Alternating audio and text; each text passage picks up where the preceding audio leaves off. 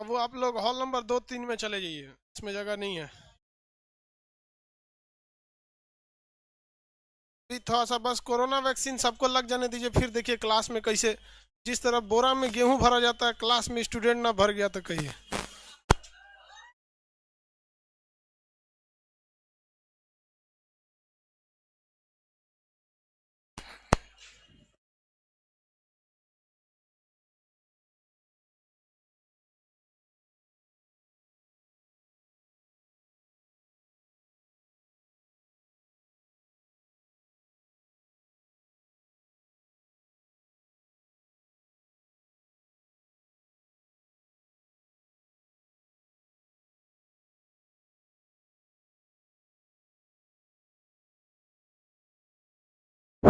Good morning class.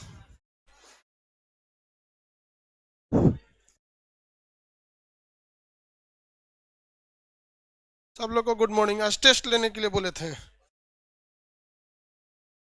Test आज का, आज टेस्ट नहीं कल होगा। रीजन समझिए क्या था टेस्ट। अभी आपको हम लगभग सभ्यता पढ़ा रहे थे, सिंधु सभ्यता। इसके बाद चालू हो जाएगा वैदिक काल, रीजन के हिसाब से वैदिक काल। और हालांकि एक और 3-4 सभ्यता बचेगी जिसमें आपकी मेसोपोटामिया की सभ्यता वगैरह रहेगी। तो सभ्यता वाला सारा चीज एक जगह होना चाहिए। हाँ, होना चाहिए। वो बेंच दे दीजिए उन लोग को, बबनी लोग बैठ जाओ जल्दी, जल्दी बैठ जाइए बाबू आप लोग। 1 से 2 40 सेकंड के अंदर लाइव हो जाएंगे सब एप्लीकेशन के लड़के, फिर ना बैठाएंगे हम, फिर बाहर कर देंगे। टाइम से आया कीजिए आप लोग। छोटकी लड़कियां और देर करती है सर। सीढ़िया आधा चढ़ने के बाद यहाँ अजीब चलिए नहीं पाती है सब। बाबू बैठिए आप बैठिए बाबू, बैठना दीजिए जी इनको। आगे वो सब बेंच, 2-3 बेंच आप लोग छोड़ के बैठिएगा। लाइव वाले सारे लोग गुड मॉर्निंग, प्रणाम सब लोग को, गुड मॉर्निंग। सतीश कुमार, इंदन, सब लोग को जल्दी बैठो बाबू। मोबाइल रख दो बनिया, बस साइलेंट करके छोड़ दो। हाँ, गुड मॉर्निंग, गुड मॉर्निंग सब लोग, स्टार्ट किया जाए। देखिए बाबू, टेस्ट इसलिए नहीं हो गया। टेस्ट क्वेश्चन कितने क्वेश्चन है जी टेस्ट में? 50 है ना। अभी 50 क्वेश्चन था तो उसको रोक के लगभग उसको और क्वेश्चन उसमें बढ़ाया जाएगा, ताकि सारे तरह के सभ्यता का क्वेश्चन एक ही जगह आ सके। क्योंकि अगर ये टेस्ट ले लेते ना तो फिर आगे वैदिक काल आ जाता, तो कहते हैं कि भैया एक दिन और पढ़ा देते हैं, और उसमें फिर मेसोपोटामिया की सभ्यता बता देंगे, सोमेरियन सभ्यता बता देंगे, बेबीलोन की सभ्यता, असीरिया की सभ्यता, बैक्टीरिया की सभ्यता, मिस्र की सभ्यता, ये सब थोड़ा बहुत सभ्यता वगैरह को बता दे, या फिर मृदभांड वगैरह बता दे, तो एक कंप्लीट हो जाए। हालांकि कोई बात नहीं, अगर जितना होता है होगा, नहीं तो कल फिर टेस्ट ले ही लेंगे आप लोग को। उसमें कोई बहुत बड़ा चीज तो पढ़ना तो सब है आप लोग को, समझ में गया? फारस की सभ्यता, हाँ भाई सबको फारस की सभ्यता सब पढ़ाएंगे। स्टार्ट करते हैं। आपको लगभग कल सिंधु सभ्यता के बारे में सब समझा दिए थे, समझा दिए थे। मेसोपोटामिया बताना था कि, अच्छा मृदभांड के बारे में बताए थे। मृदभांड को कि इंग्लिश में क्या कहा जाता है? पोल्ट्री कहा जाता है। क्या कहा जाता है? पोल्ट्री। पोल्ट्री नहीं, पोल्ट्री जानते हैं किसको कहा जाता है? हाँ, मुर्गी फार्म। कोरोना नहीं रहता ना तो आप लोग क्लास में पोल्ट्री की तरह बैठे रहते। देखिए, मृद भांड, पोट्री, इसमें क्वेश्चन समझिए कहां से देगा। आप में से कितने लोग नेट जेआरएफ का नाम सुने? सुने हैं? बाकी ज्यादातर 90% लोग जो होते हैं वो लोग क्या करते हैं, एमए यानी पीजी करके छोड़ देते हैं। पहले क्या था कि यूजीसी एक संस्था थी, यूनिवर्सिटी ग्रांट कमीशन। इसे कहा गया कि आप एक एग्जाम लीजिए, national eligibility test, national eligibility test. जो इस टेस्ट को पार कर जाएगा उसे आप पढ़ाइएगा और उसे बनाइएगा डॉक्टर ऑफ फिलॉसफी, पीएचडी की डिग्री दे दीजिएगा। क्या दे दीजिएगा? पीएचडी की डिग्री। और पीएचडी की डिग्री लेने के बाद ये कहलाएगा असिस्टेंट प्रोफेसर, और उसके बाद बन जाएगा प्रोफेसर। क्या बन जाएगा? प्रोफेसर बन जाएगा। यानी अगर आपको पीजी कॉलेज में पढ़ाना है, सब लोग ध्यान से समझो भाई, अब टेस्ट नहीं होगा अभी। चलिए लाइव वाले सब एक और को लेट से ज्वाइन करता है, लड़की होगी वो। चलिए देखिए ध्यान से, तो एग्जाम कराने के लिए, कंडक्ट कराने के लिए कोई ना कोई संस्था चाहिए जो एग्जाम कंडक्ट कराए। गवर्नमेंट तो एग्जाम कंडक्ट नहीं कराएगी तो किसे दे देती थी? यूजीसी को। एग्जाम का नाम क्या था? नेट। पढ़ाई कौन सी होती थी? अभी एग्जाम हुआ पास कीजिएगा तब ना पीएचडी, ऐसे छोड़ दीजिएगा तो कूल घोड़ा बैल पीएचडी कर लेगा। हाँ, ये होता पीएचडी हो जाता। फिर आपको क्या बना जाता था? असिस्टेंट प्रोफेसर, फिर आप क्या बन जाते थे? प्रोफेसर, फिर एसोसिएट प्रोफेसर, फिर रीडर, फिर आगे जाके ऐसे पोस्ट होते रहते थे। स्टार्टिंग होती थी आपकी असिस्टेंट प्रोफेसर से। समझ आ गया कि नहीं आ गया? अब इसमें क्या था कि जो नेट का एग्जाम देते थे उस एग्जाम में भी एक कंडीशन अप्लाई थे कि अगर आप बहुत अच्छा नंबर से पास हो गए ना, टॉप 15% में आ गए, 15% टॉप में आ गए, तो सरकार अपने पास से आपको पैसा देती थी। जूनियर रिसर्च फेलोशिप, क्या करती थी? Junior research fellowship. तो दोनों एक ही चीज था। देखिए ध्यान से, आपको एग्जाम देना था नेट का, ऐसा नहीं था जेआरएफ का एग्जाम देना था।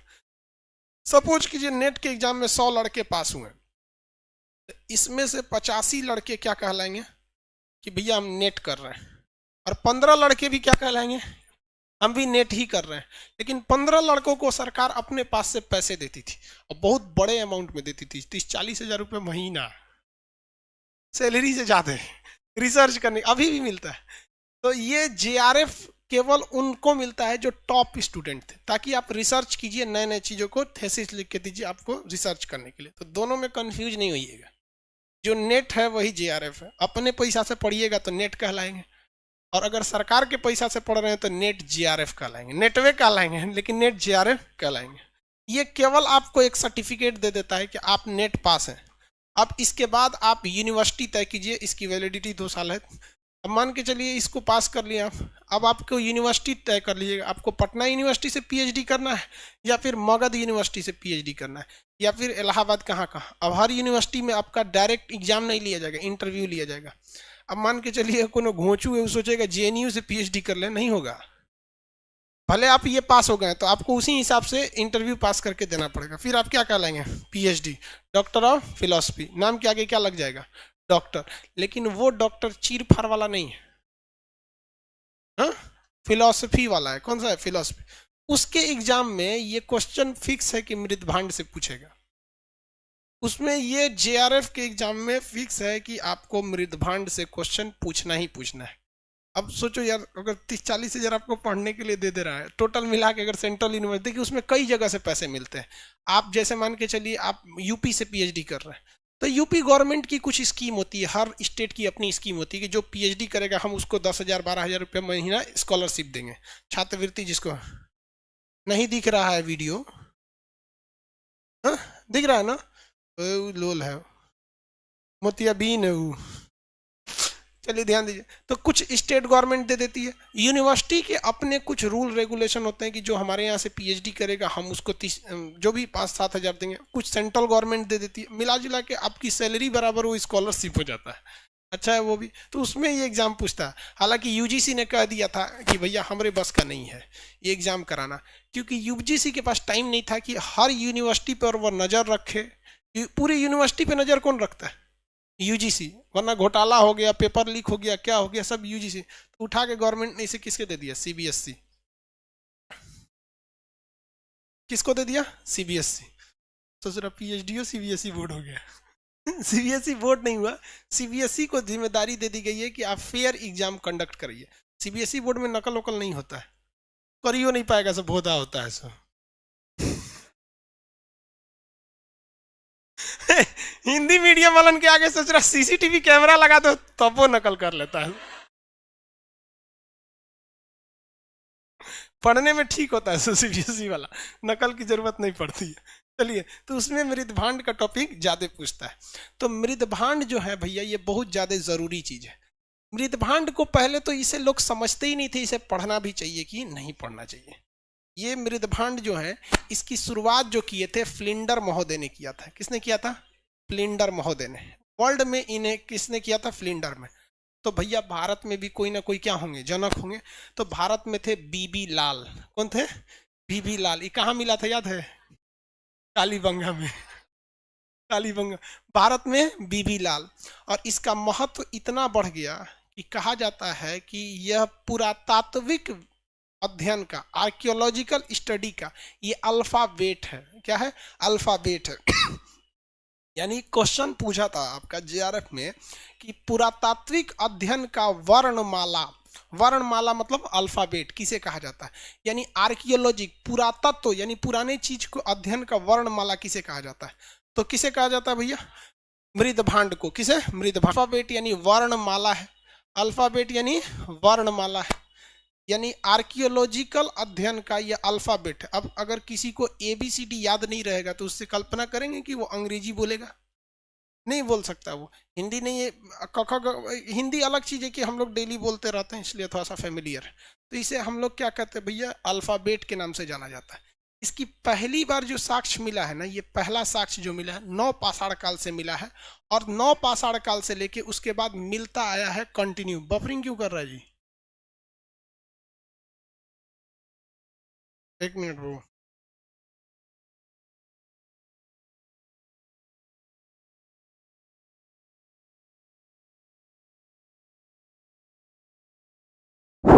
ठीक तो है, तब आ जाओ इस पे।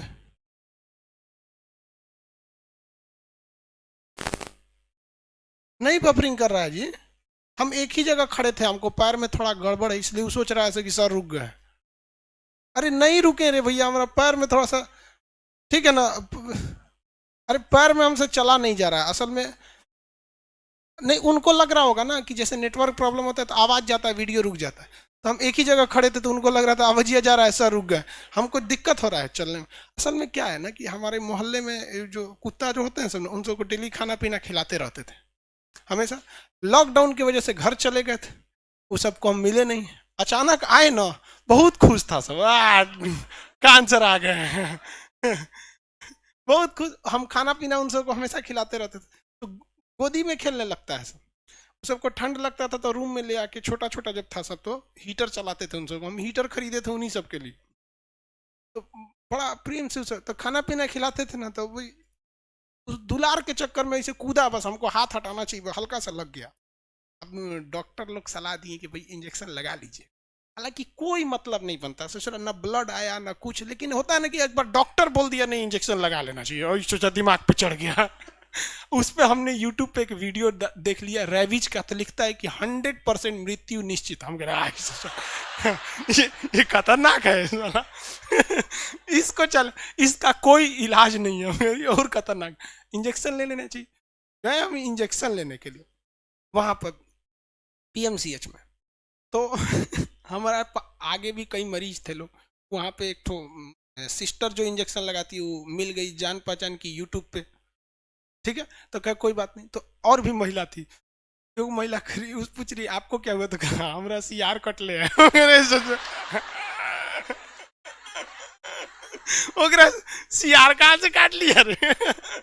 एगो को बंदर काटा था, एगो छोटा बच्चा था उसको भी कुत्ता ज्यादा काट लिया था। हमको नॉर्मल था, मतलब काटा भी नहीं। एक बता रहे ना मेंटेलिटी है, लेकिन फिर भी अगर हल्का सा बाइट लग जाता है तो लगवा लेना चाहिए, क्योंकि ठीक नहीं हो सकते हैं इसमें, इंजेक्शन लगा लेना है। तो सबको लाइन से बैठा दी, और इंजेक्शन जो निकाली ना वो भैंस वाला, ये इतना तो उसमें दवा था, भले पूरा इंजेक्शन में ना हवा का जगह नहीं था, पूरा भर के था। और जो उसका लोहा वाला सुई वाला नोक होता है ना, वो इतना मोटा था भैंस बराबर की, उतना मोटा रजाई सिलने वाला सुई नहीं होता है, उतना मोटा था। और चारों लोगों का एक के बार निकाली भैया, सबको 5 लोग थे, 5 लोगों का एक के बार निकाली, झोंझे लेके आई, कई सर बैठी इधर। तो हम कहें कि 5 मेरे ही लिए है क्या? तो करिए कि और नहीं तो क्या हम अपने लिए रखेंगे। हम कह रहे ससुरा कहीं का, हम समझ रहे थे कि सबका है। हमको लगा कि अपनी सुविधा के लिए बेचारी एक के बार सब भर ले रही है, लाइन से बैठाएगी। फिर करिए आपके साथ कोई अटेंडेंट नहीं है, मतलब आप तबीयत बिगड़ने पे आपको ले जाए। तो हम स्टाफ लोग बाहर रखे थे, हम कहे कोरोना है, कहाँ जा रहे हो डॉक्टर के चले जाते हैं आराम से, वहाँ क्या दिक्कत है। स्टाफ लोग बाहर था, लोग कहे कि ना जब तक आपके साथ कोई अटेंडेंट, मतलब आपका ध्यान रखने वाला नहीं रहेगा, तब तक हम इंजेक्शन नहीं लगाएंगे। क्या है, इसको लगाने के बाद लोग बेहोश हो जाते हैं। और यार मतलब ना ये हाथ उठ, एक इंजेक्शन तो यहाँ टेडबैक का पहला लगा, उसके बाद एक 0 वाला यहाँ लगा। जब 2 लग गया ना, तब पूछ रही है कि जो मोटका भैंसवा वाला 4 गो था, फिर नाश्ता किए हैं? तो बस ब्रेड वगैरह किए, फिर नहीं पहले भर पेट खाइए, नहीं तो भूखे रहेंगे तो ऐसे ही उलट जाएंगे। उसके बाद इतना मोटा मोटा अरे वो जांग में लगता है एकदम यहाँ पे, और मतलब हाथ में लगाएंगे तो आर पार हो जाएगा बहुत बड़ा होता है। बस उसी लिए थोड़ा सा ना हल्का सा, अब समझते हैं इतना मोटा इंजेक्शन लग जाता है, थोड़ा दिक्कत होता है चलने में, तो हम इसीलिए खड़ा है। तो उसको लग रहा है कि बफरिंग कर रहा है वीडियो। अरे हम खुदे बफरिंग हो रहे हैं यार, रात भर सोया नहीं गया है। लेकिन लगा लेना चाहिए आपको, अगर कभी डॉग बाइट हो जाए लगा लेना चाहिए, तो कभी लापरवाही नहीं करना चाहिए। चलिए आगे देखते हैं हम लोग, बफरिंग नहीं कर रहा है आगे देखिए, वर्णमाला कहा जाता है। इसका जो पहला साक्ष्य मिला है वो कहाँ पे मिला है? नवपाषाण काल में। कहाँ पे? नवपाषाण काल में। नवपाषाण काल में कहाँ से मिला है? इलाहाबाद से। प्रयागराज हो गया है, आप समझते हैं, इलाहाबाद कहिए या प्रयागराज कहिए, अभी के हिसाब से प्रयागराज में हो गया, ठीक है। ये जो होता है नवपाषाण काल में, इसमें अब इसका अध्ययन जो होता है भाई, इस ये जो होता है भैया पोट्री जो होता है, इसका अध्ययन पोट्री कहलाता है, मृदभांड कहलाता है। इसकी आयु कैसे निकालते हैं? तो भैया पोट्री की आयु आप यूरेनियम विधि द्वारा नहीं निकाल सकते। किसी चट्टान की आयु निकालने के लिए हम यूरेनियम विधि का प्रयोग करते हैं। जीवाश्म की आयु निकालने के लिए कार्बन 14 का प्रयोग करते हैं। पेड़ पौधों के आयु निकालने के लिए उसके कैम्बियम यानी वलय गिनते हैं। जानवरों की आयु निकालने के लिए सींग और दांत देखते हैं। पुरुष की आयु निकालने के लिए पूंछ लेते हैं। महिला की आयु निकाल ही नहीं सकते हैं, कुछ भी कीजिएगा 25 से ज्यादा निकलेगा ही नहीं। और इसकी आयु कैसे निकाल देते हैं? तो इसको निकालने के लिए थर्मोल्यूमिनेंस का प्रयोग किया जाता है। थर्मोल्यूमिनेंस, ल्यूमेन होता है ना ये चमक का, तो थर्मोल्यूमिनेंस का प्रयोग किया जाता है। आयु बताइए, पोट्री की आयु निकालने के लिए किसका प्रयोग किया? थर्मोल्यूमिनेंस, लिख देते हैं थर्मोल्यूमिनेंस,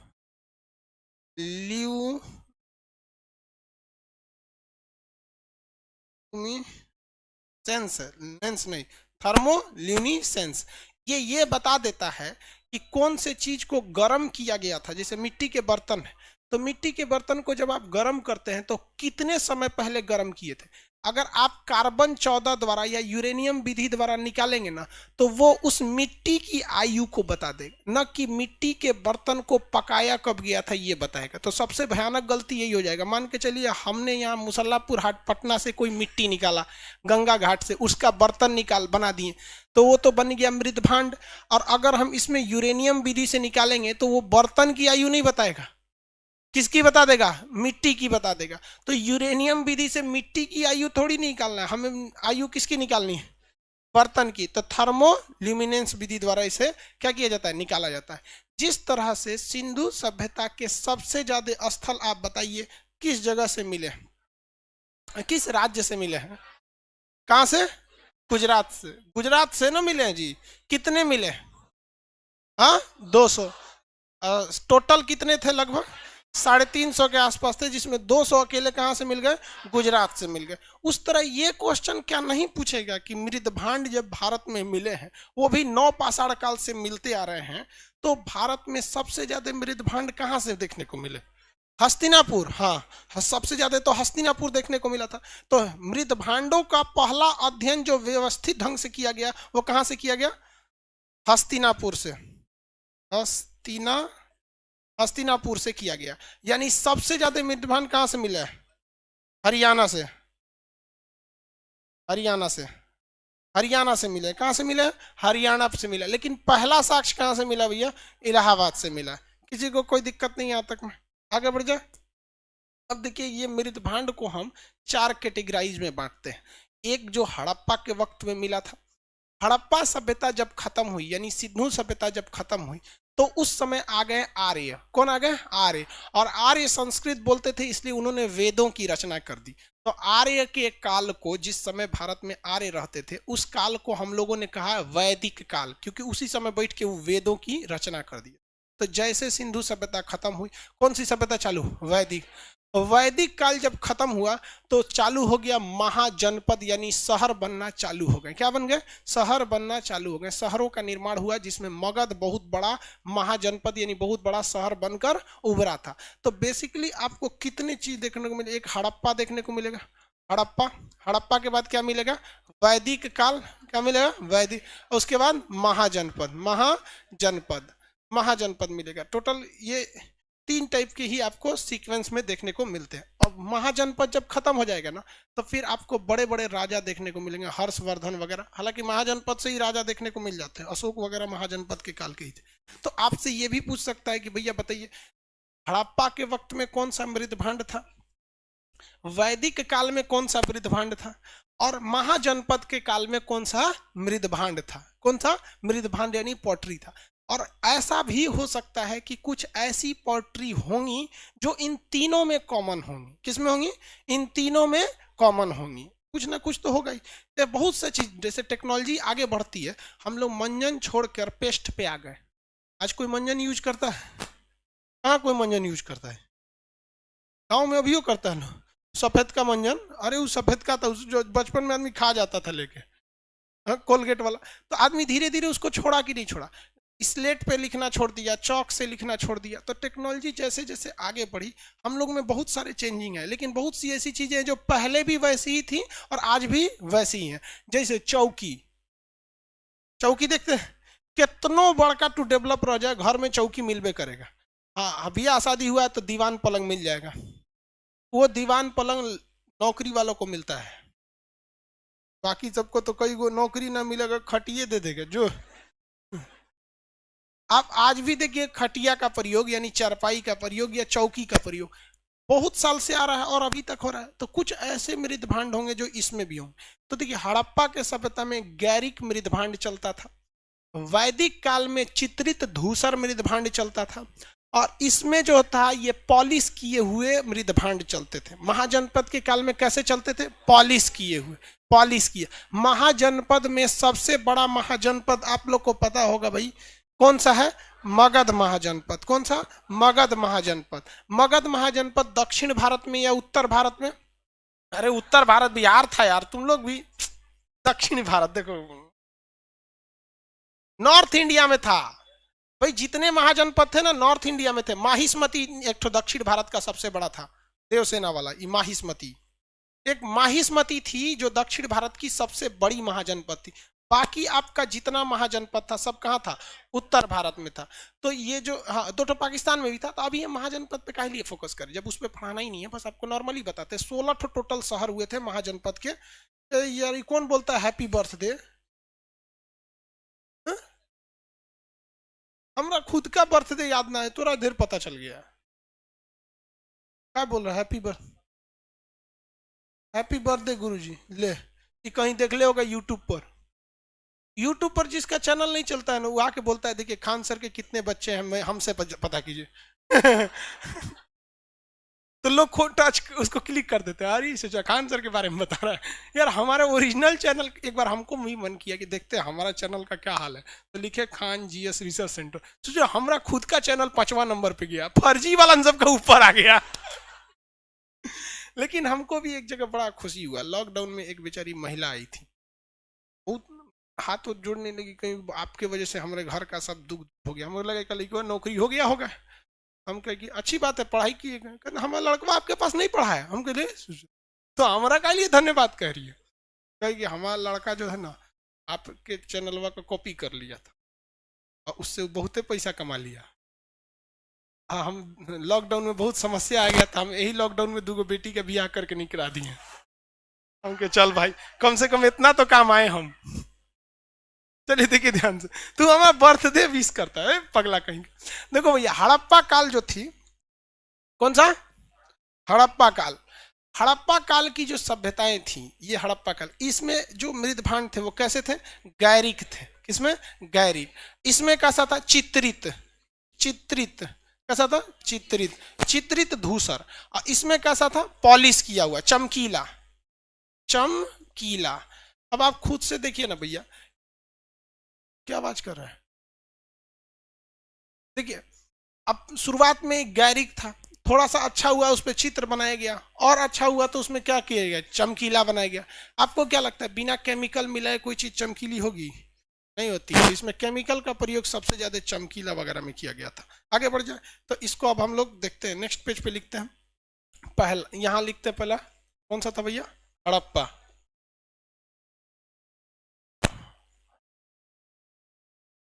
हड़प्पा।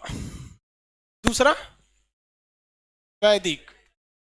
तीसरा महाजनपद। महाजनपद काल। कौन सा काल? महाजनपद काल। इस काल में जो था ये था गैरिक मृद भांड। कौन सा? गैरिक मृद भांड। मृद भांड इंग्लिश में क्या कहेंगे? हाँ, ऑची कलर पॉटरी। ठीक है, इसको शॉर्टकट में ओसीपी कहते हैं। ठीक है, ओसीपी शॉर्टकट में कहते हैं। ये किस कलर का था भैया? लाल कलर का। ये बेसिकली किस काल में था? हड़प्पा काल में। किस काल में?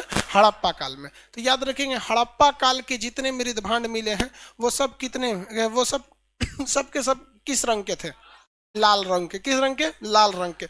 यूपीएससी में क्वेश्चन पूछा था कि वैदिक काल के, यानी इस काल के, वैदिक काल के मृद भांड हड़प्पा काल के मृद भांड से अलग है किस आधार पर? तो कुछ डिजाइन उजाइन लिखा था। बेसिकली क्या था? कलर का अभाव था। किसका था? कलर का। आगे देखिए, ये अब सेकंड नंबर आता है ये वाला। ये कौन सा है भैया? वैदिक काल। कौन सा? वैदिक काल। तो वैदिक काल जो था इसके समय चित्रित था। चित्रित यानी चित्र बना था धूसर। कैसा था? धूसर मृद भांड। चित्रित धूसर मृद भांड। अब उटपटांग नाम लगता होगा। चित्रित धूसर मृद भांड। चित्रित का मतलब चित्र बना हुआ था। धूसर का मतलब होता है, धूसर कलर देखे? हाँ, फर्श देख लीजिए, फर्श, जमीन देख रहे हैं, फर्श ग्रे कलर। कौन सा? Grey colour. कौन सा हो गया? Grey colour. तो चित्रित धूसर ये मृद भांड हो गया। तो इसे इंग्लिश में क्या किया गया? पेंटेड। चित्रित का पेंटेड, धूसर का ग्रे, मृद भांड इस पोट्री, और से हम लोग पोट्री को वेयर भी कहते हैं। तो आप देखेंगे ना पीजीडब्ल्यू लिखता है। क्या लिखता है? पीजीडब्ल्यू। क्वेश्चन पूछा था जेआरएफ में गजब का, उसने खाली शॉर्टकट लिख दिया था। कहा था कि हड़प्पा में कौन सा पाया जाएगा। अब जैसे ऑर्चरी कलर पोट्री नहीं लिखा था, ओसीपी लिख दिया था, और इसको क्या लिखा? पीजीडब्ल्यू। इस टाइप का ले लिया था। उस सबसे जो लेकिन को समझ में नहीं आ रहा था कि रीजनिंग का क्वेश्चन है कि इतिहास का क्वेश्चन है, ये लिख दिया था यहाँ। तो भाई आप तो सिलेबस पढ़े, आपको तो पता ही होना चाहिए। पेंटेड ग्रे वेयर या painted grey ware pottery, pottery culture. तो ये हो गया आपका। इसमें कलर ये बेसिकली किस कलर के थे सब भैया? ग्रे कलर के। किस कलर का? ग्रे कलर का। ग्रे तो हो गया ना खत्म? कितने में खत्म हो गया? बहुत जल्दी खत्म हो गया।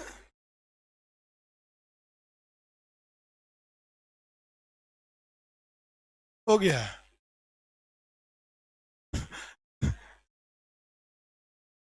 भूरा बोलते हैं? नहीं, स्लेटी बोला जाता है उसको। लड़की सब कलर नहीं समझेगी तो कौन समझेगा जी? अब अब लड़की सब ज्यादा कलर जानती है सर।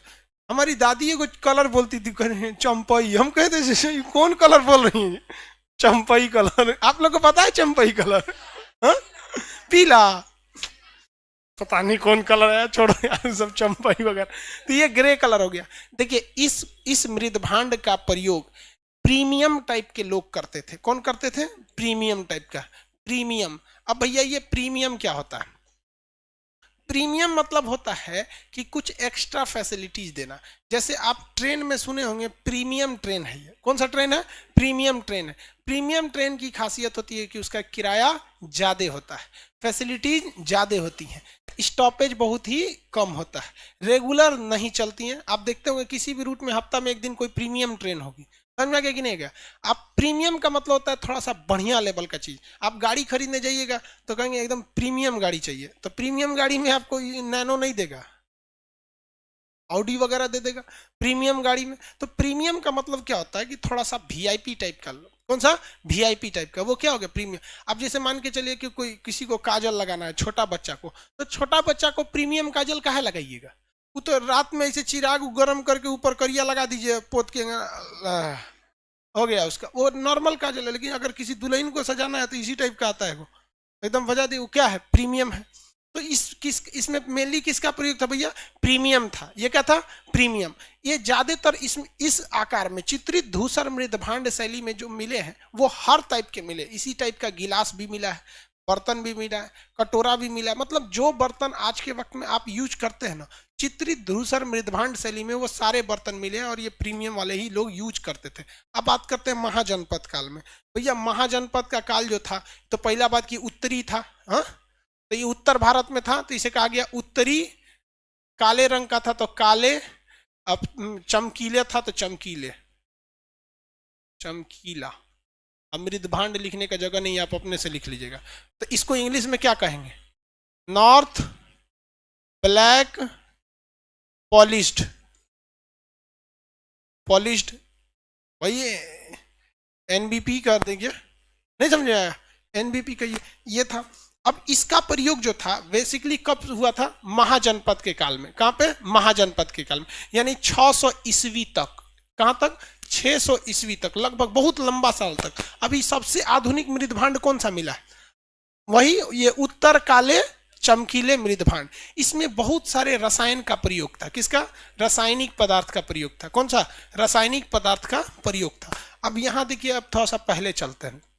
क्वेश्चन ये यहां तक तो आपको पता है, मानव ने सबसे पहला किस धातु का प्रयोग किया, तांबा का, हाँ, तांबा का। लेकिन मानव द्वारा प्रथम खोज क्या था, आग। मानव द्वारा प्रथम खोज आग। मानव द्वारा प्रथम रासायनिक खोज मृदभांड। कौन था, मृदभांड। मानव द्वारा खोजा गया प्रथम रासायनिक खोज मृदभांड। रासायनिक खोज कर देगा तो मृदभांड। किसी को कोई दिक्कत नहीं है, हाँ ठीक है, सब आग तांबा, ठीक है, आप सब लोग का रासायनिक खोज था भैया। और उसमें भी कह देगा कि सबसे ज्यादा रसायन का प्रयोग किसमें हुआ, महाजनपद। ये वाला जो था ना, ये एक्स्ट्रा प्रीमियम था। मतलब समझिए कि एकदम वीआईपी लोग प्रयोग करते थे। जैसे आपको हम सीधा से बात बताते हैं, किसी नॉर्मल परिवार में जाइएगा तो आपको पानी वगैरह पीने के लिए जो बर्तन गिलास दिए जाएंगे बड़ी नॉर्मल टाइप के दिए जाएंगे। मतलब आप समझिए तो गैरिक मृदभांड तो आजकल प्रयोग ही नहीं होता है, तो हम क्या बताएं, बट इसी कैटेगरी का दिया जाएगा। हाँ, थोड़े अमीर हैं तो आपके यहाँ के गिलास बर्तन थोड़ा सा वीआईपी रहेगा। लेकिन उस अमीर के घर में भी देखिएगा, अगर कोई मेहमान आ गया, चाहे उसके दामाद आ गए, चाहे ये आ गए लोग, तो उसे थोड़ा गिलासों में अलग डिजाइन का निकालेगा, एक्स्ट्रा प्रीमियम निकालेगा। तो इसका प्रयोग एकदम एक्स्ट्रा प्रीमियम के वक्त में था, उपहार वगैरह को देने के लिए प्रयोग किया जाता था। तीनों काल के मृदभांड आपको समझ में आ गया होगा। अब बच गए एक मृदभांड जो इन तीनों में क्या थे, कॉमन थे। इन तीनों में कॉमन थे, किसी को दिक्कत नहीं है। लोटा में देंगे सर, हमारे यहाँ मेहमान आएगा तो देखो क्या नाम है इसका, मनीष, कर लोटा दे देंगे। अरे भैया गजब है सर।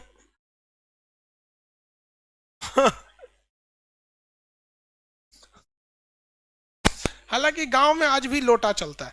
गांव में एक बड़ी अच्छा चीज लगता है, किसी के यहाँ का मेहमान हो जाए, इज्जत उसको पूरे गांव में मिलेगी। समझाइए ना, कहीं पे भी। हमारी बुआ का घर, मतलब मेरी 4 बुआ हैं लोग, सबका शादी गांव में हुआ है।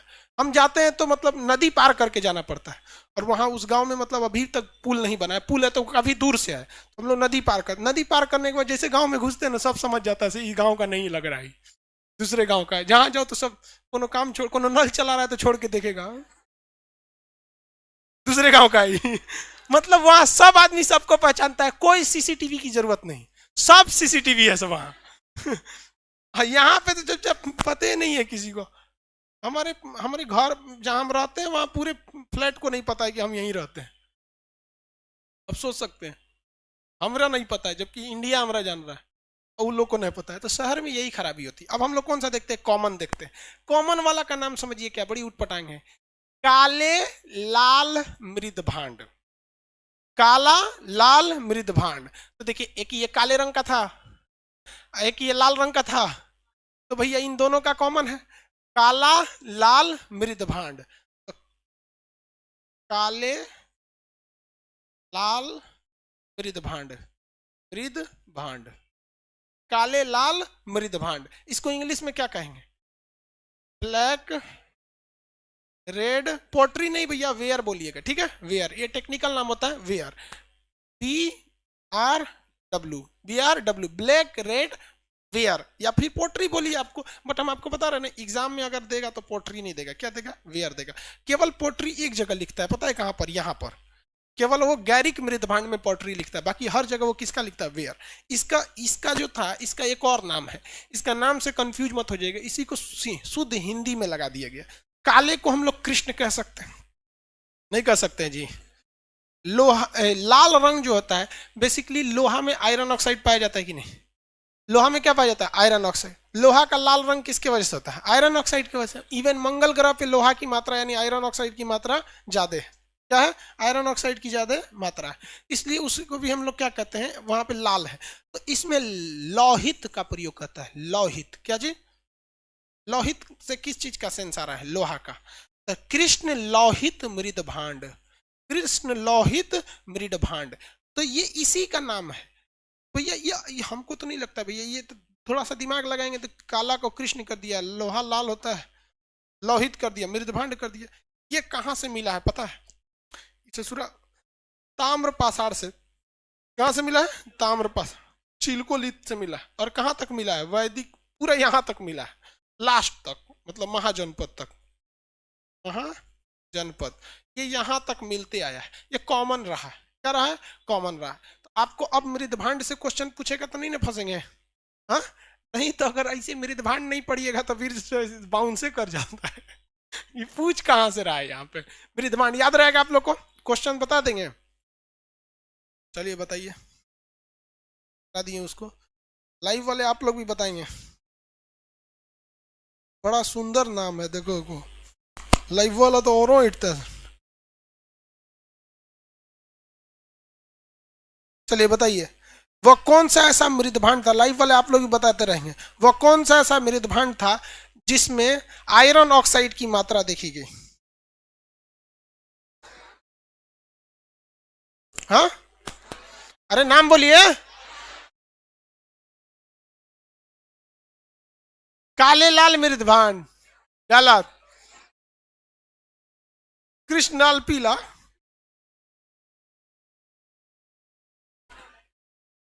लाइव वालों का सही है, चित्रित दूसर मृदभांड नहीं भैया, महाजनपद वाला था। अरे भाई याद है, महावीर स्वामी क्या बोलता है, महाजनपद बोलो, इसमें रसायन का प्रयोग था। आयरन ऑक्साइड क्या है, एक रासायनिक चीज है कि नहीं है, रासायनिक चीज है। तो वह कौन सा मृदभांड था जिसमें सर्वाधिक रसायन या रसायन का प्रयोग किया था, महाजनपद वाला। अब ये कोई आपका, ये तो खुद ही को क्वेश्चन है, महाजनपद, ये तो आपका आंसर नहीं है, आंसर तो यही होगा ना, उत्तर काले चमकीले मृदभांड। तो आप या तो बोल दीजिए चमकीला वाला, या बोल देते महाजनपद वाला, आराम से समझ में आ जाता, नहीं समझे, उत्तर काले मृदभांड, उत्तर काले मृदभांड। आप बताएंगे कि मृदभांड का जो महत्व जो था, मृदभांड सबसे पहले किस जगह के खुदाई में मृदभांडों का महत्व की चर्चा किया गया, हाँ, हस्तिनापुर। मृदभांड जो है बहुत ज्यादा मृदभांड मिले हैं, अब तक 700 से ज्यादा क्या मिल चुके हैं मृदभांड में, बहुत ज्यादा मृदभांड की, मृदभांड तो बर्तन है, कोई शहर तो है नहीं, अलग अलग कैटेगरी के 700 से ज्यादा कैटेगरी के मृदभांड मिले। इसमें सबसे ज्यादा कौन सी कैटेगरी के, मतलब किस राज्य में है, हरियाणा में, किस राज्य में, हरियाणा। मृदभांड की आयु क्या यूरेनियम विधि से निकाल सकते हैं, तो यूरेनियम विधि से किसकी निकल जाएगी, मिट्टी का। पृथ्वी की आयु किससे निकालते हैं, यूरेनियम।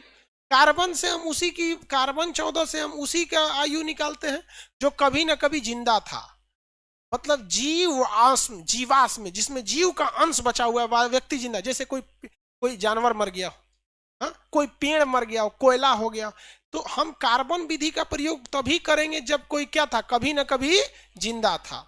और पेड़ पौधा का अगर कोई हाल फिलहाल में पेड़ पौधा कटा है तो उसका वलय गिन लेंगे, बायोलॉजी में पढ़ाएंगे कि कितना छल्ला पड़ा है, एक छल्ला मतलब 10 साल, तो वो वहां निकाल सकते हैं। और कार्बन वाला तो बताइए, यूरेनियम से किसका निकालते हैं, चट्टान से। तो पृथ्वी भी तो एक तरह का चट्टान है। और कौन जी इस दुनिया में जितना चट्टान देख रहे हैं कहां से आ रहा है, मार्बल हो गया, ग्रेनाइट हो गया, ग्रीस हो गया, ग्रेनाइट, चाहे फिर आपका ये जो बेसाल्ट होगा, ये सब कहाँ से आ रहा है, पृथ्वी से। तो पृथ्वी भी तो एक तरह का क्या है, चट्टान ही है, चट्टान से ही निकालते हैं। बताइए तो मृदभांड को आयु ज्ञात करने के लिए हम किस विधि का प्रयोग करते हैं, हाँ, मृदभांड की आयु किस विधि द्वारा निकलेगा? केमिकल से।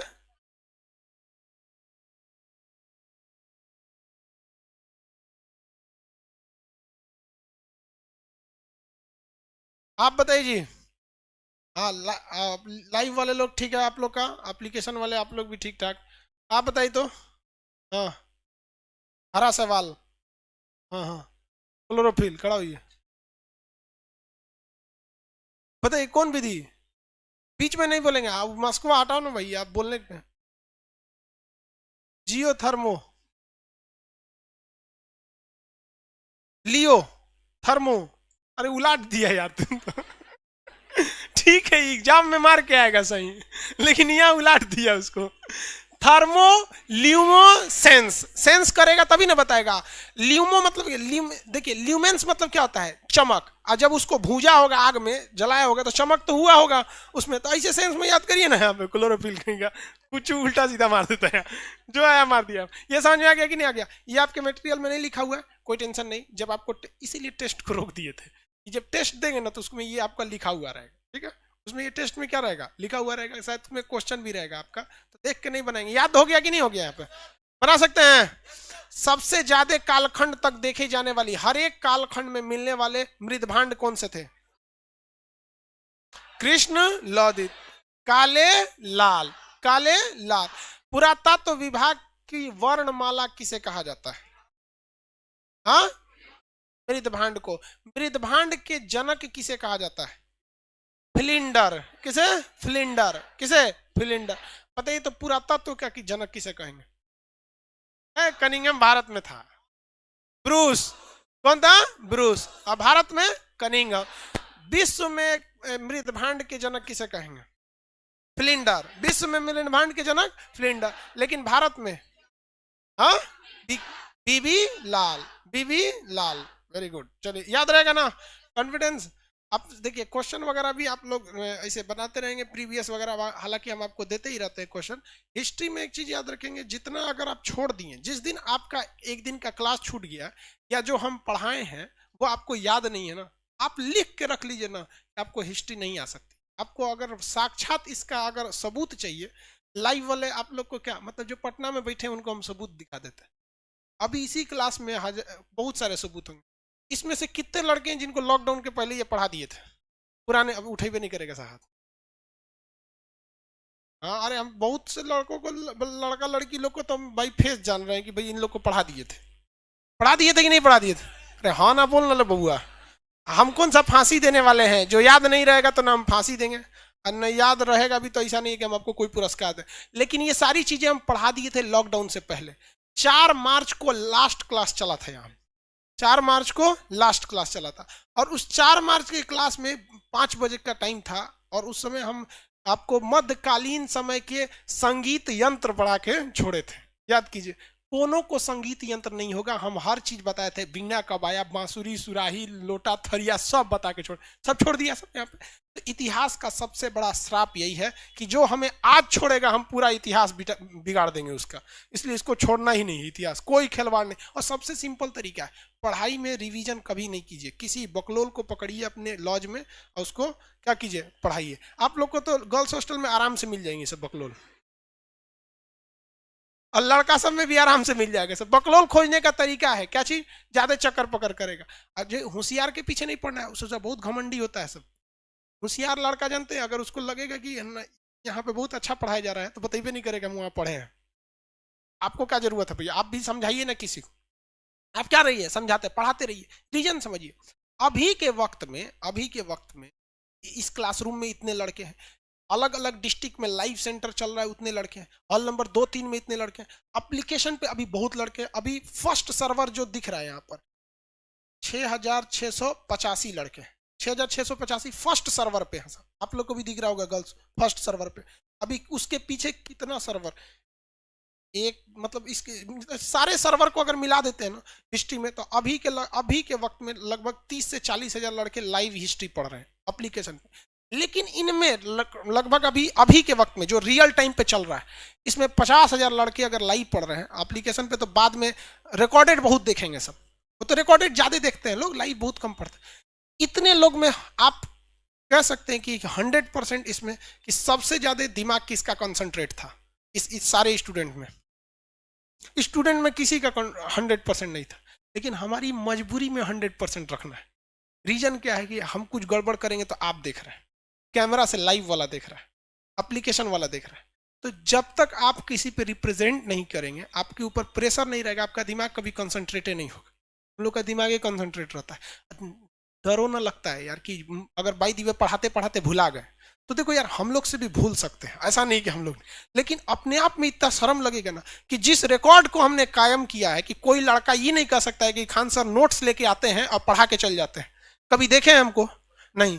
तो हमको एक सबसे बड़ा डर ये लगता है कि हमको दिमाग कंसंट्रेट करना मजबूरी है कि आज तक कभी नोट्स देख के नहीं आए हैं, चाहे जो विषय पढ़ाना हो, चाहे वो फिजिक्स, केमिस्ट्री, बायोलॉजी, कुछ पढ़ाना हो, करंट अफेयर से लेकर, कभी नोट्स लेके नहीं आए। लेकिन ऐसा नहीं है कि हमको सब ये, हमको डर लगते रहता है, सोच रहे कहीं जो गलती से भूल गया ना गड़बड़ा जाएगा, इसलिए सब दिमाग का बोझा हटाओ, फुल कंसंट्रेट रहते हैं। समझा देते हैं आपको, आप भी कंसंट्रेट रहेंगे, आप भी समझा दें, अदरवाइज दूसरा कोई रास्ता नहीं, दूसरे को पढ़ाते रहेंगे।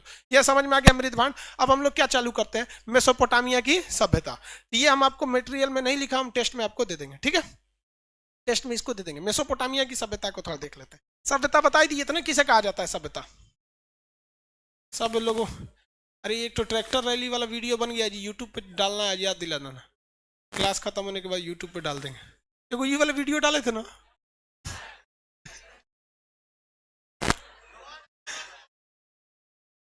चाइनीज मगरमच्छ कैले, आगे देखिए, इसमें नक्शा नहीं है।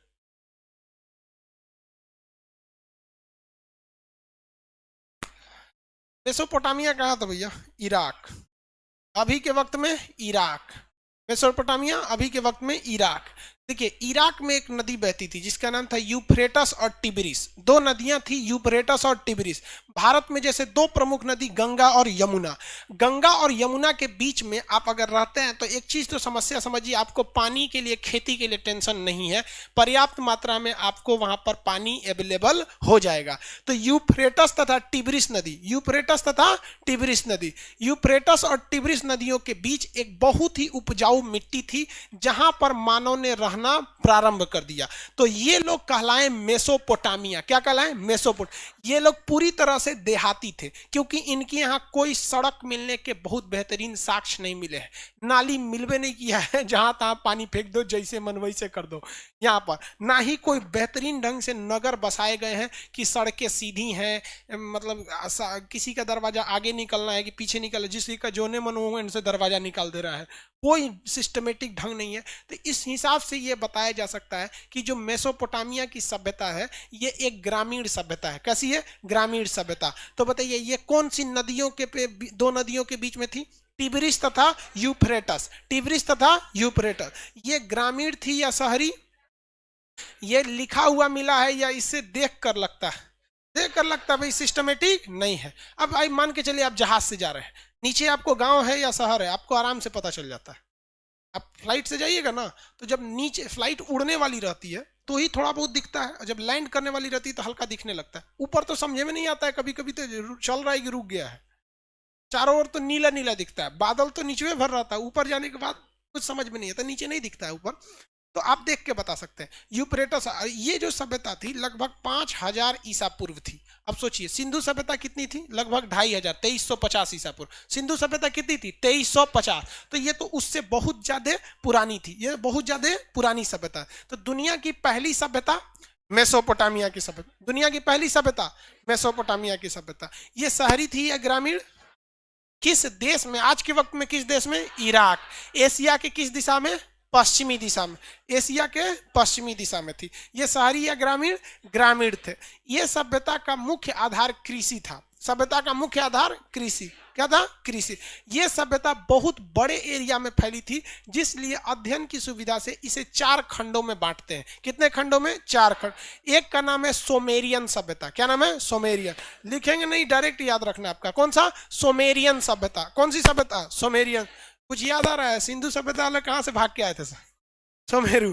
तो सुमेरियन सभ्यता, एक हिस्सा का नाम था सुमेरियन सभ्यता, दूसरे हिस्सा का नाम था बेबीलोन की सभ्यता। कौन सा? बेबीलोन। पहला सुमेरियन, दूसरा बेबीलोन, दूसरा बेबीलोन। झूलता बगीचा कहाँ है? झूलता बगीचा बेबीलोन में। अरे बगीचवा नहीं झूलता, उसमें इस तरह से सिंचाई की व्यवस्था रखी गई है ना, पानी के आने जाने, जिस वजह से, जिससे लगता है कि बगीचा क्या है, झूल रहा है। ये आपका विजुअल इफेक्ट होता है। आप तारामंडल में जाइएगा ना, आपको लगेगा सोचो कुर्सियां हिल रहा है, नहीं, वो लाइटवा हिलाता है ऊपर। पटना तारामंडल कोनो गत का नहीं है। हाँ, कोलकाता वाला तो इंडिया का टॉप है। कोलकाता का बिरला प्लानिटोरियम वो तो इंडिया का टॉप है, बट ये भी ठीक ठाक है, ऐसा नहीं है, लेकिन सही है। तो उसमें देखते हैं विजुअल इफेक्ट होता है, लगता है ना जैसे, मतलब कई लोग तो डरने लगते हैं, मतलब लगता है कि गिरा देगा। तू लोग ये सब जगह जाया करना, तुम लोग थोड़ा सा कभी घूम घूम लिया करो, टेंशन वेंशन खत्म होगा। चलिए आगे देखिए। तो पहला कौन सा भैया? सोमेरियन। दूसरा बेबीलोन। बेबीलोन में किसका मकबरा है? सिकंदर। बेबीलोन में किसका मकबरा है? सिकंदर का घोड़ा भी वहीं पे मर गया था टेंशन से। घोड़ा भी क्या हो गया? मर गया टेंशन से। बुके फराल, उसका घोड़ा जो था सिकंदर का, वो भी मर गया। घोड़ा और कुत्ता, ये दो ऐसे जानवर है जो मालिक से बहुत प्रेम करते हैं। और कांकरेज नाम सुने हैं? किस जाति, किस चीज की नस्ल है कांकरेज? कांकरेज किसकी नस्ल है? इधर लड़की को कोई सही बोली थी, गाय की नस्ल। कांकरेज नस्ल जो है गाय की है। उसका सींग देखिएगा ना, डर जाएगा। मेरा दोनों हाथ देख रहे हैं, इतना में उसका सींग होता है, बहुत सबसे बड़ा सींग कांकरेज का होता है। और वो अपने स्वामी भक्त होती है, जिस मालिक ने उसे पाला है, जो उसे खाना खिलाता है। अगर आप उस मतलब अगर कोई वो 100 गायों के बीच में चल रही है, और आप अगर उसके मालिक का कॉलर पकड़ लीजिएगा ना, उसके मालिक को बुलाने की जरूरत नहीं, अगर देख ली तो हुक देगी आपको।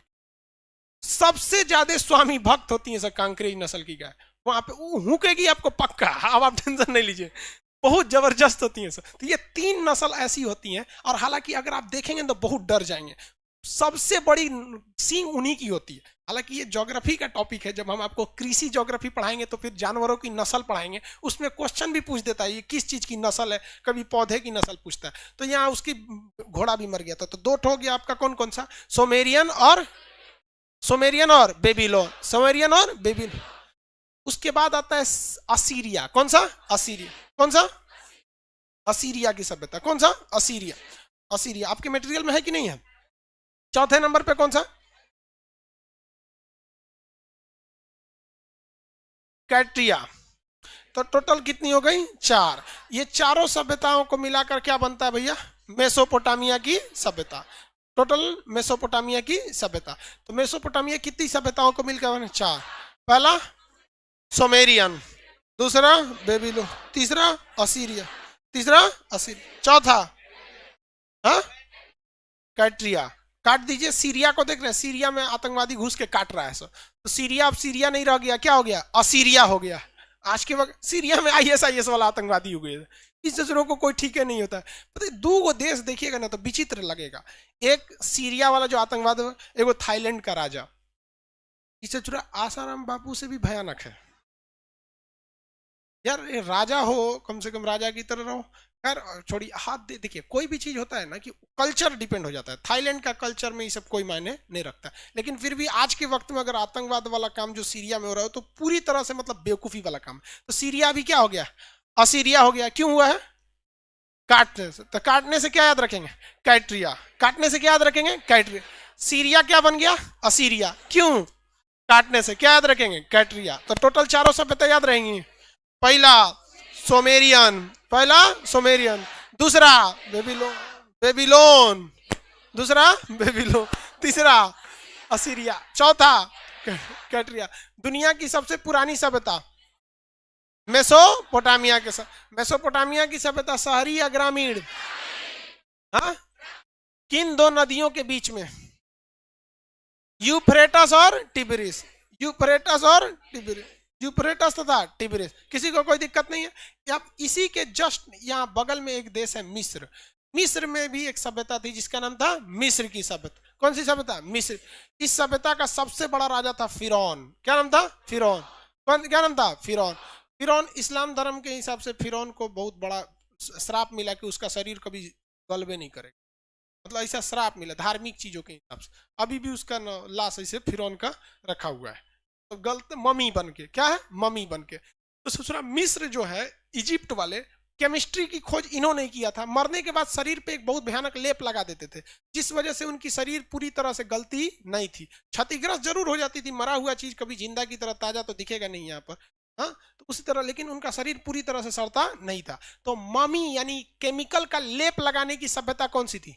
मिस्र की सभ्यता। मिस्र की सभ्यता का सबसे बड़ा राजा फिरौन, क्या था? फिरौन। ये लोग बड़ा बड़ा पिरामिड बनवाता था। क्या बनाता था? पिरामिड। और ये पिरामिड आज के पहाड़ बराबर होते थे, आज के पहाड़ बराबर। देखिए पहाड़ कितना विशाल होता है, पहाड़ कितना विशाल होता है, ये अंदाजा आप तभी लगा सकते हैं जब पहाड़ के पास जाएंगे तब। जो चीजें आपको यहां से वहां दिखती है, वहां जाने में 2 घंटे लगते हैं। मतलब उस ऊंचाई पे जहां आप ईंटा चला के मार सकते हैं, ईंटा से फेंक सकते हैं, वहां जाने में आपको 2 घंटे लग जाते हैं। आप कभी देखेंगे वहां पहाड़ वाले में बहुत उटपटांग होता है पहाड़। मतलब अब जो भी आप लोग को मौका मिले तो आप लोग जाएंगे कभी वहां पे, तो वहां पे पिरामिड बहुत बड़े बड़े बनाए गए थे, पत्थरों से क्या बनाए गए थे? पिरामिड। तो किस सभ्यता में सबसे ज्यादा पिरामिड थे? मम्मी देखने को मिला। मिस्र सभ्यता का सबसे बड़ा राजा। मिस्र सभ्यता किस नदी के किनारे बसी थी? नील नदी। कौन सी नदी? नील नदी। नील नदी की देन किसे कहते हैं? किसे? मिस्र। मम्मी कहाँ के लोग बनाते थे? मिस्र। केमिस्ट्री की खोज मिस्र, हाँ, मिस्र के। वही केमिकल लगा दिए लोग। केमिस्ट्री को हम लोग विज्ञान का विज्ञान कहते हैं। क्या कहते हैं? विज्ञान का विज्ञान। विज्ञान का विज्ञान किसे कहेंगे? केमिस्ट्री। अब भले आधुनिक रसायन के आप लेवेसियर को आप क्या कहिए? फादर कहिए, बशर्ते उस समय मिस्र को ही हम लोग क्या मानते थे? रसायन का जनक कहते हैं। अब नेक्स्ट कल समझेंगे, ठीक है, आज के लिए इतना ही। कल टेस्ट भी ले लेंगे, देखिए, हाँ मान के चलिए ले भी लेंगे, मान के चलिए नहीं हो लेंगे। अगर कोई सभ्यता वगैरह बच गया तो बमनी लोग निकलिए।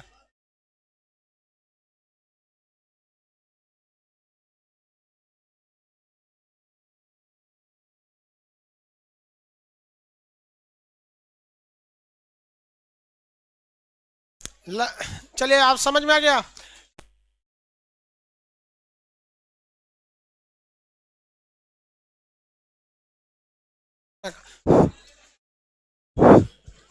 लाइव वाले आप सब लोग को कोई दिक्कत नहीं होगा, एप्लीकेशन वाले आप लोग को भी कोई दिक्कत नहीं है। पढ़िए, थोड़ा सा टेस्ट को पोस्टपोन कर दिया गया, आपको भी पता है थोड़ा स्वास्थ्य गड़बड़ हो गया था, इंजेक्शन बहुत खतरनाक था इस वजह से, ठीक है। लाइव वाले आप लोग को भी दिक्कत नहीं होगा, बहुत जल्दी और भी बैचेज आने लगेंगे, ठीक है। अब नेक्स्ट क्लास में मिलेंगे।